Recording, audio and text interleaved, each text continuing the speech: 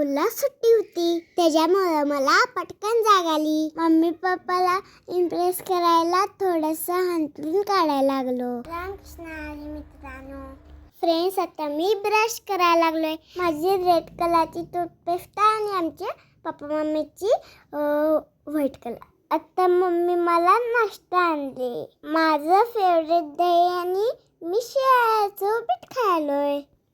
हे बघा माझी मॅजिक. हे बघा, मी पहिला दोरा घेतला आणि रेड कलर मध्ये डुबवला आणि पेपर मध्ये ठेवला आणि भूक झाकला. आता बघा माझी मॅजिक. हे बघा म्हटलं, हे नवीन घेतले कानातलं.